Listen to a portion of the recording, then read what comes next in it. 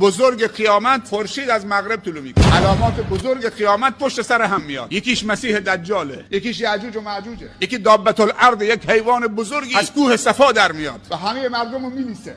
کسی نمیتونه اونو بکشه و با همه مردم تماس میگیره. تو پیشانیش نوشته میشه کافر یا مسلمان. سر یه سفره نشستن، تو پیشانی پدر نوشته کافر، تو پیشانی مادر نوشته مؤمن مسلمان، چون در توبه دیگه بسته شده. پیامبر صلی الله علیه و آله میفرمایند بدترین شری و خطرناکترین شری که امت منو تهدید میکنه دجاله. میگه اگر اون روزی که بیرون و کل دنیا میره 40 روز در دنیا میمونه، سرعتش مثل سرعت ابر که باد پشتشه. میگه من خدام، قدرت نمایی میکنه. به زمین میگه هرچی درخت داری بوته داری برویان، به آسمان میگه ببار میباره. آدم میکشه، از وسط دونس میکنه، دوباره زنده میکنه. یک دستش بهشت تو یک دستش جهنمه. ولی اون دروغگوست یک چشم بیشتر نداره، یک چشم دیگهش گوشته. تو هر شهر و روستا و کشوری و ملکی میره، به جز در مکه و مدینه نمیتونه وارد بشه. در اون